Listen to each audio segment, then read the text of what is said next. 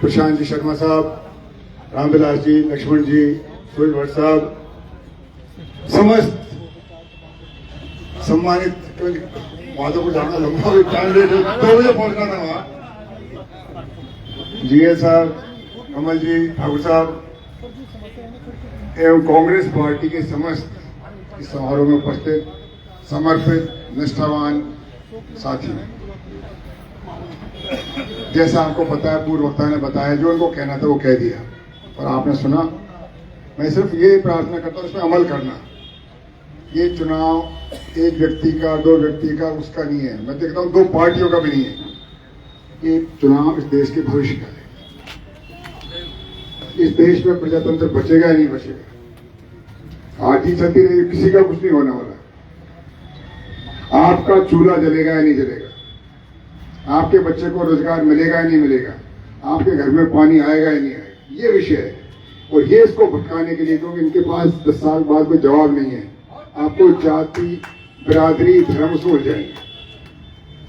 सब जातियां अच्छी हैं, सब धर्म अच्छे हैं। कांग्रेस पार्टी किसी जाति और धर्म के खिलाफ नहीं है, वो भारत की जनता के पक्ष में है। ये भारतीय जनता के पक्ष में नहीं है, कुछ नहीं बोलते। रोज आप अखबार पढ़ते होगे, टीवी देखते होगे, नई नई गारंटी। आज ये गारंटी, कभी भजनलाल जी की गारंटी, कभी मोदी जी की गारंटी। प्रथम गारंटी, इन गारंटियों से पहले जो ओरिजिनल गारंटी दी थी इन्होंने, जब पहली बार 2014 में आए थे कि मुझे एक बार प्रधानमंत्री बना दो, हर खाते में 10-15 लाख आएंगे। आया किसी का? खुद ही भूल गया, उस गारंटी की बात ही नहीं करता। फिर कहा ये नौजवानों को भटकाने के लिए प्रति वर्ष 2 करोड़ लोगों को नौकरी दूंगा, युवाओं को। 10 साल हो गए, 20 करोड़ हो जाते अब तक, उसकी बात ही नहीं करता, क्योंकि आप समझदार हो।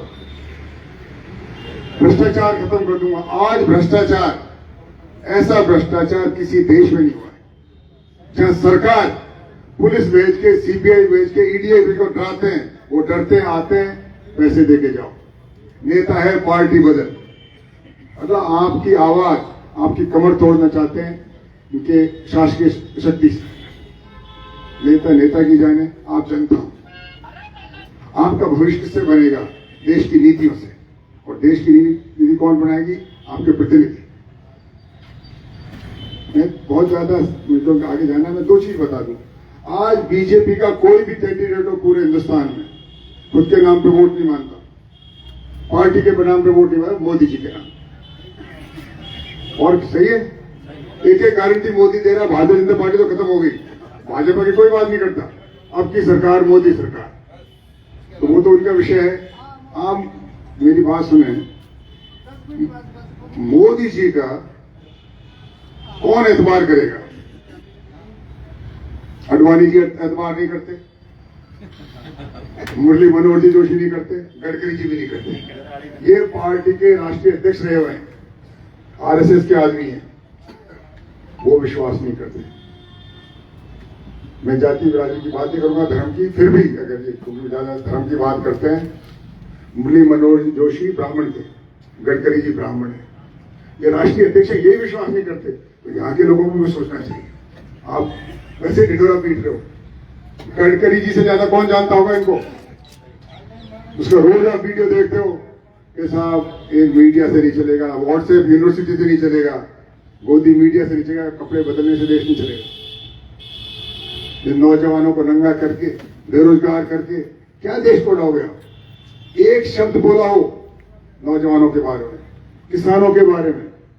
किसान 3 साल से लगातार कितने लोग मारे गए? किसानों सब जाति आती है, कोई बात ही नहीं करता। एक दिन इसने बात नहीं करी, वो दिल्ली में बैठे हैं। ऐसा कभी हुआ? उनको आने मिले, रोड पे कीलें ठोक दी। अरे वो अपराधी थोड़ी है, किसान है, देश के नागरिक है। मणिपुर में 6 महीने से लोग मर रहे हैं, महिलाएं मर गई, एक दिन नहीं गया। इसकी चिंता बताओ। कोई फिल्म का एक्टर आएगा, उसके साथ फोटो खिंचाने चले जाएगा, और हमारा एमपी उसके नाम से जीतेगा। ये उसका भी गुरु है।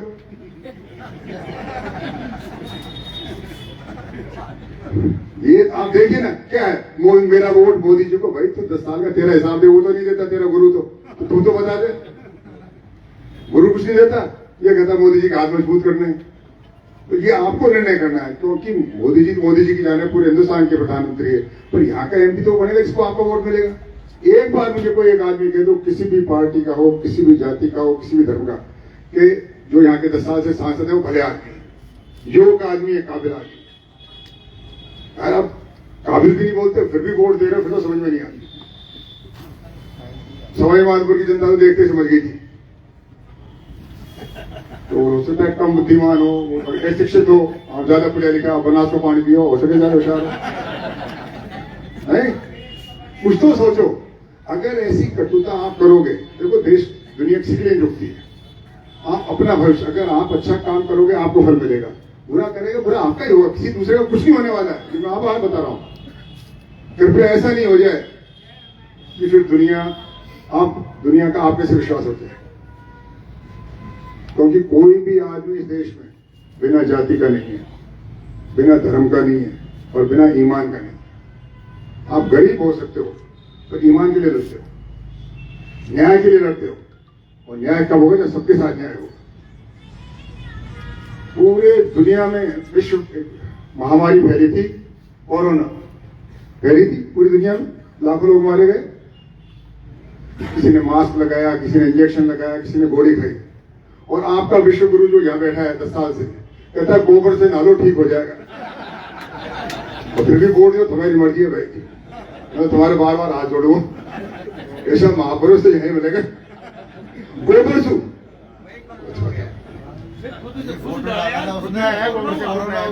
हम करते अस्पताल खुलवाते, कांग्रेस की सरकार की आदरणीय अशोक गहलोत साहब ने अस्पताल खुलवाया, इलाज कराया, बीमारी का इलाज होगा, कोई इलाज जानते ही नहीं। जो विकास जाने विकास की बात करे, हमें कहीं ज्यादा बोलूंगा नहीं, गुड़गांव से हरियाणा से रोज वारंट आते। मुझे एसपी यहाँ के कलेक्टर एसपी ने एक बार कहा कि वो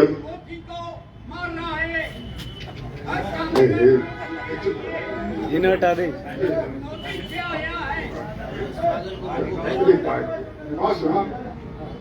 आप ये देखिए,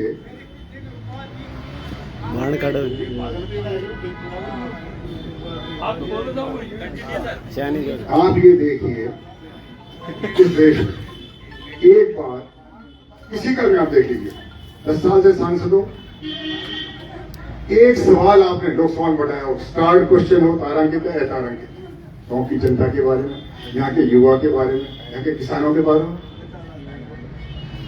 वो आपके प्रतिनिधि आपके वोट से जीते हो, हरियाणा के वोट से नहीं जीते। आप लोग कुछ नहीं बोलोगे, क्या आपकी मजबूरी है आप जाने। यहाँ के जो कलेक्टर एसपी ने मुझे बताया, एक बार पे मीटिंग हुई थी, इस हम आप कहाँ आ गए हैं कि ऐसे प्रवृत्ति के आदमी को, मानसिकता के आदमी को उन्होंने चुप करा दिया, मीटिंग में बाहर निकाल दिया। एसपी ने कहा निकल बाहर, मैं जानता हूँ श्री शीतल के सब मुकदमे लगे हुए हो गए एमपी, तो जनता भुगतेगी। मैं जिले का एसपी हूँ, क्योंकि रोज वारंट आते हैं, एसपी को जवाब देना पड़ता है कि ये फरार है यहाँ से। एक को जवाब देते गुड़गांव वाला को दिल्ली से आई है, कोई यूपी से आई है, तो फिर कराओ गए थे। फिर इसी तरह साथी है तुम्हारे, नहीं यहाँ कोई जताओ है, माधोपुर में तो कोई थी। आज सोचो, ये वोट मेरा तेरा नहीं है, हमारे देश का है। हमारा भला कब होगा जब देश का भला होगा। क्यों आप इसको छोटी चीजों में जाते हो। मैं स्पष्ट बोलना चाहता हूं, मुझे कभी कभी पीड़ा भी होती है, क्या किस दौर से गुजर रहे हैं। आदमी को उस चीज की सजा मिले जो उस गुनाह उसने किया है। मैंने अगर गुनाह किया, बेगुनाह को तो सजा नहीं मिलनी चाहिए। आप किस बात से यहाँ कांग्रेस को हरा रहे हो? क्या गुनाह किया है कांग्रेस पार्टी ने? इस देश को आजाद करके गुनाह किया है, आपको अधिकार देके गुनाह किया है, आपको सम्मान देके गुनाह किया है, आरटीआई एक्ट दिया आपको, फूड सिक्योरिटी एक्ट दी, जो चीज नरेगा दी आपको, क्या नहीं दिया कांग्रेस ने। और सबसे बड़ी बात है, देश को अंग्रेजों से आजाद कराया कांग्रेस। ये कौन है? मैं तो ज्यादा बोलूंगा नहीं, क्योंकि राजनीति में है, व्यक्तिगत रूप से मिलना मैं बहुत कुछ बता दूंगा। तो कुछ तो सुनो, आप अपने भविष्य का तो सोचो। अगर इस मानसिकता से, रुग्ण मानसिकता से आप आगे नहीं बढ़ोगे, बड़ा वो होता है इसकी सोच बड़ी होती है। छोटे मन से, सोचे दिल से कोई बड़ा आदमी नहीं बन सकता, कितनी कोशिश करो। ये आपको सोचना, हमने कैसे इस देश का भला कैसे होगा। 2014 के चुनाव में जो सबसे मोदी जी की लोकप्रियता पीक पे थी, कांग्रेस पार्टी ने अजमुद्दीन को टिकट दिया।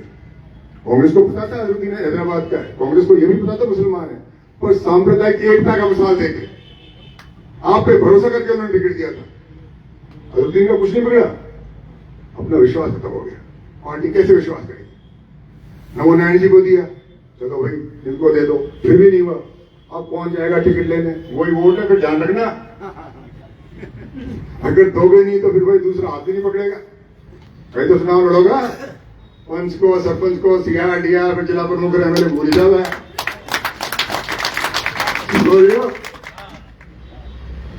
जीएल साहब तो कुछ उससे बोल रहे थे कि एमएलए नहीं बने, मैं तो एमएलए बन के बोल रहा हूं क्योंकि मेरा भला कब होगा? मैं प्रतिनिधि बनना चाहता हूं, पर मजबूत लोगों का, समझदार लोगों का, योग्य लोगों का। मैं छल कपट दारू पैसा बांट के जातिवाद करके मैं नहीं बनना चाहता। मेरे लिए कोई मेरे जीवन में एमएलए रैंक बनने से कोई ज्यादा फर्क नहीं पड़ने वाला है, जिस पड़ाव पे हूं मैं उम्र के पे, पर आपका पूरा भविष्य आपके सामने। मैं आपको इज्जत दूंगा तो आप मुझे इज्जत दोगे, मैं आपको वोट दूंगा तो वोट मैं आपको दूंगा। जब 100 भी नहीं खाली तो खाई लो, चालवा दे, कोई घाटा को नहीं। बोलना चाहिए, घर का एक पार्टी की मीटिंग है, हमारे परिवार की मीटिंग है, बोलना चाहिए। शर्माने किस बात से? आज पायलट साहब कांग्रेस पार्टी को अश्योरेंस देके आए कि मेरे ऊपर छोड़िए, मुझे एक सीट से मत मानिए, आप मुझे फ्री रखिए, मैं 4-5 सीट जिताऊंगा, मेरा कुछ नहीं होगा, मैं तो एमएलए का एमएलए रह जाऊंगा। पायलट साहब कांग्रेस पार्टी पूछेगी भाई तुझे टिकट लेके गए थे, क्या हुआ? समझ रहे हो? पूछेगी साहब तो फिर देना पड़ेगा जिसे वजन दिया है। किसी से जाति बिरादरी से मतलब को दो जातियां थोड़ी लड़ रही है, दो गट्टी थोड़ी रखे। अब कोई पता नहीं कुश्ती का मैदान कहता है, कबड्डी का मैदान कहता है, कोई बाप की पूर्वजों की कोई हार का बदला लेना चाहता है। ये राजनीति में जनता वोट देती है और जनता से बदला नहीं लिया जाता, उसका सम्मान किया जाता है, जन भावना का। और किसको समझाएं इज्जत से कौन रहता है? जो इज्जत वाला हो, जो पृष्ठभूमि इनकी है, क्या इज्जत देगी? हारने के बाद भी देवली में ऑफिस खोल के बैठ गया कि जन सुनवाई करूंगा, वो जन सुनवाई नहीं, उगाई कर रहा है वहां। गवर्नमेंट को बुलाया, फिर तैयार आने के लिए। तो मैं तो किसी को कह रहा था कि साहब इसको थोड़े दिन और रखो, लोकसभा चुनाव से प्रचार भी करवाना है, इसको टिकट मिलेगा किसी और को, प्रचार जरूर करवा देना इसी पार्टी के पक्ष में। कुछ करना ही नहीं है, कुछ नहीं करना, सोच समझ के समझिए कि ये तो यार हार गया तो ठीक है, जीत जाता तो पता नहीं क्या करता। हमारे दर्जी हो गए, एक हाथ को कैसे चला गया, ये दोनों हाथों चला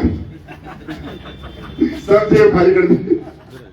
गवर्नमेंट सर्वेंट को धमकाता है, हटा दूंगा, नाम बताओ, लिस्ट डाल देता है, शरण में आ जाओ। तो ईडी सीबीआई जाती है ना, तेरे खिलाफ कार्रवाई करेंगे, चंदा दे तो छोड़ दे। ऐसा सरकारी कर्मचारी को डरा रहे हैं, सरपंचों को डरा रहे हैं, तुम्हारे खिलाफ कार्रवाई करूंगा, और शिकायत है, नहीं आप शरण में आओ। तो शरण में जाएंगे, भगवान जी में जाएंगे, इंसानी दबाव में जाएंगे। तो सुनिए, मैं तो आपको फुर्सत से बात करिए, जो आप माधोपुर में 2 बजे का टाइम दिया हुआ था, मैं पहुंचूंगा, पर आप लोगों के दम पे, आपके भरोसे पे कांग्रेस पार्टी ने टिकट दिया है। और ये एकमात्र टिकट है जिसमें कोई विवाद नहीं था। राजस्थान के प्रदेश के 3 बड़े नेता हैं, गहलोत साहब, पायलट साहब, डोटा साहब ने एक मुझसे दिया है कि इनको 2 सीट हमने करवाई। समझ रहे हैं? तो जिम्मेवारी आपके ऊपर है, पार्टी के ऊपर है, संगठन हरिभाई आपके ऊपर है, प्रशांत जी आपके ऊपर है। पार्टी को टिकट देना था, टिकट दे दिया, कैंडिडेट आपके बीच में आ गया। और आप एक जो अंत में बताऊंगा, आप कहते कि साहब बूथ पे जीतना है, कहते हैं कि बीजेपी बूथ पे मजबूत है, कांग्रेस बूथ पे कमजोर है। सबसे आसान काम है सब वोट देना। आपको अपना वोट अपने ही बूथ पे देना है। टोंक शहर में तो हर 500 मीटर पे बूथ है, उसके लिए क्या चाहिए?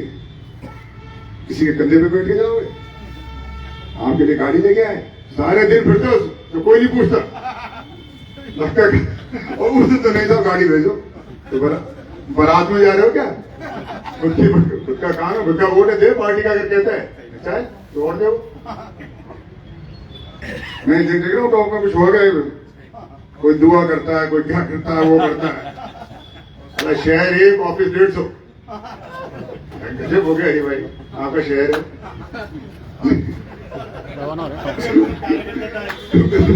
तो हमारी प्रार्थना है, आप समझदार आदमी समझ, अगर पैसे से वोट गया, आपका सम्मान गया।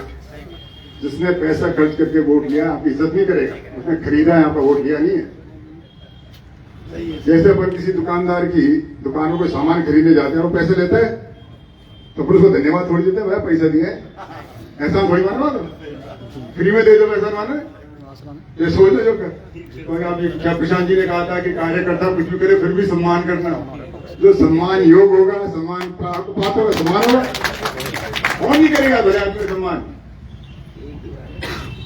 व्यापारियों का सम्मान तो मोदी जी कर सकते हैं,